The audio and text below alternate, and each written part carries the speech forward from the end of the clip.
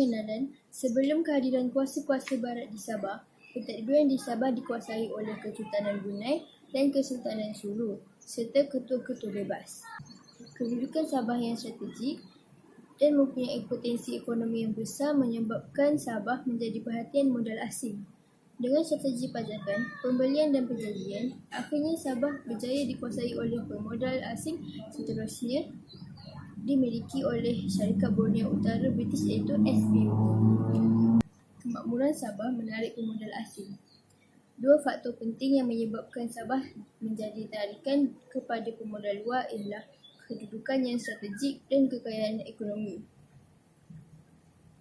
Nombor 1, kedudukan strategik. Sabah berada di tengah-tengah laluan perdagangan di antara China dan Singapura. Sabah juga berhampiran dengan laluan Pulau Palawan yang merupakan laluan maritim bagi kapal-kapal dagang untuk berlayar ke China dan Jepun.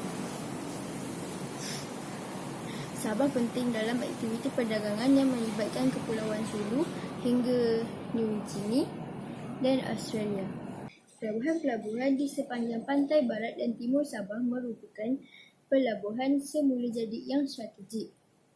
Kapal boleh berlabuh dengan selamat daripada tiupan angin monsun. Antara pelabuhan utama termasuklah di Teluk Gaya.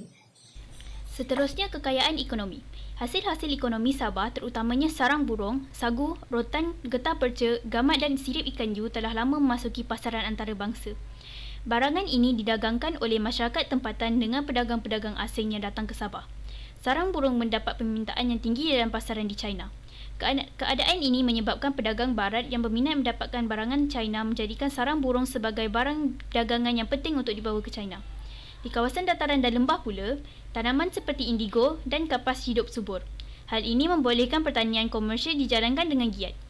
Kekayaan yang dimiliki oleh Sabah menjadi perhatian dalam kalangan pemodal asing. Mereka berusaha meluaskan kuasa di Sabah. Hal peluasan kuasa ini agak unik kerana berbeza daripada usaha kuasa luar yang meluaskan kuasa di negeri-negeri lain di negara kita. Okey, seterusnya Sabah sebelum penguasaan Syarikat Borneo Utara British SBUB.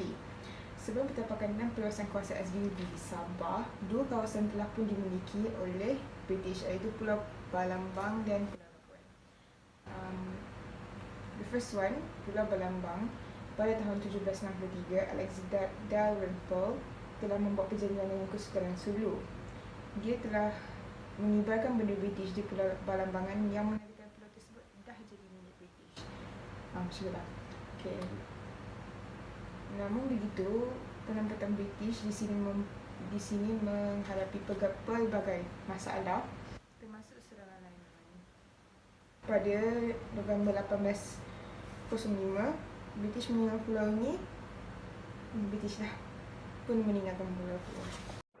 Sabah sebelum penguasaan Syarikat Borneo Utara British SBUB. Sebelum petapakan dan perluasan kuasa SBUB di Sabah, dua kawasan telah pun dimiliki oleh British iaitu Pulau Bambangan dan Pulau Labuan. Untuk Pulau Labuan,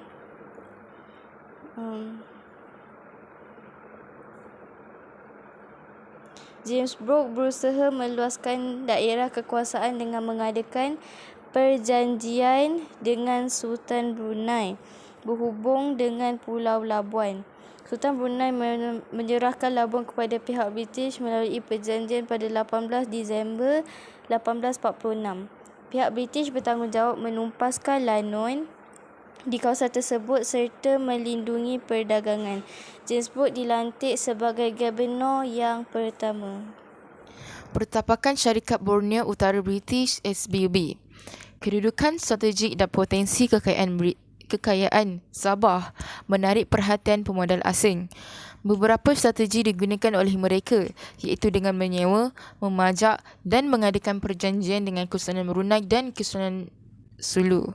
Perkembangan ini membawa perubahan ekonomi, sosial dan politik yang penting di Sabah.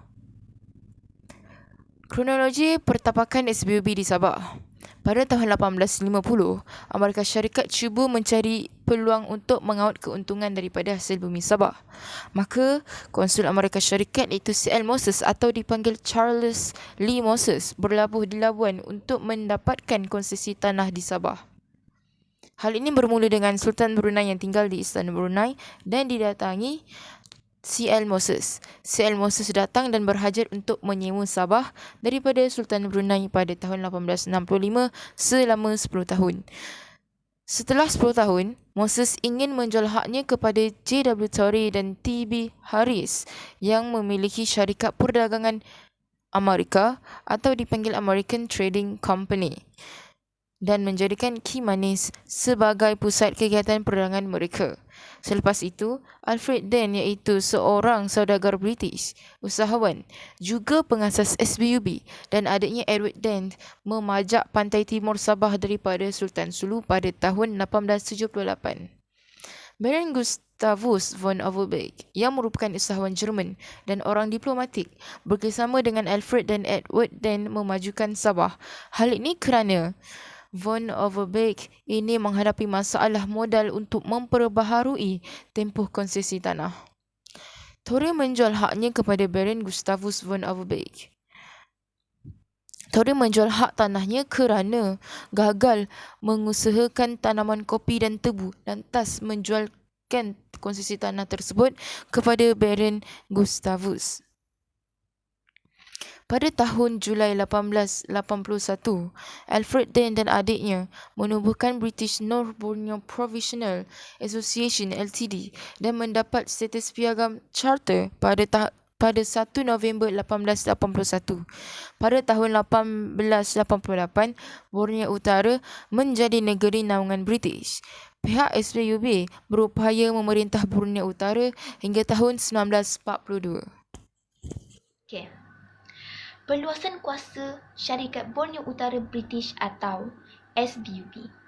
Kedudukan SBUB sebagai sebuah syarikat berpiagam menjadi asas penting dalam usahanya untuk meluaskan pengaruh dan kedudukan di Sabah. Okey, piagam diraja memberikan kuasa kepada SBUB untuk memiliki Sabah. Piagam diraja yang diterima oleh SBUB pula diberikan oleh Kerajaan British yang mengiktiraf kedudukan SBUB sebagai wakil kerajaan British. Hal ini secara tidak langsung menunjukkan perluasan kuasa British ke atas Sabah. Okey. Syarat yang perlu dipatuhi oleh SBUB untuk menerima piagam raja adalah SBUB perlu menerima penasihat British. SBUB perlu memelihara adat resam, agama dan undang-undang penduduk tempatan. SBUB hendaklah memerintah Sabah dengan adil dan saksama. SBUB mesti melantik pegawai takbir daripada pegawai yang diakui oleh British. SBUB tidak dibenarkan menyerahkan Sabah kepada pihak lain tanpa kebenaran British. Okay. Dua matlamat utama SBUB ialah pembangunan ekonomi. Dah kalau pembangunan ekonomi, mestilah melalui eksploitasi sumber-sumber yang terdapat di Sabah dan melindungi serta mempertahankan hak-hak masyarakat tempatan. Okey, melalui piagam diraja ni yang tadi tu, SBUB mempunyai kuasa mentadbir Sabah. Sir Rutherford Alcock menjadi presiden pertama, manakala Alfred Dent dilantik sebagai pengarah urusan. Okey, kuasa sebenar syarikat SBUB ni terletak di tangan kalangan pemuda di London. Tapi kat Sabah ni pula, dia buat sistem birokrasi yang diterajui oleh gubernur, dibentuk bagi memastikan usaha syarikat untuk mengaut keuntungan. Okay, gubernur pertama sistem birokrasi kat Sabah ni pula William Hood-Treacher. Kesimpulannya ialah kedudukan Sabah yang strategik dan potensi ekonominya menjadi faktor yang menarik kemasukan pemodal asing termasuklah SBUB. Setelah bertapak dan memperoleh piagam diraja daripada British, SBUB bertindak meluaskan kuasanya di Sabah. Tapi disebabkan oleh peluasan kuasa ni, Sabah akhirnya dikuasai oleh pihak asing. Oleh itu, kestabilan negara amatlah penting bagi memastikan usaha inovasi dan kreativiti kita untuk memajukan ekonomi negara tidak dimanipulasi dan dieksploitasi oleh kuasa asing seperti SBUB atau British.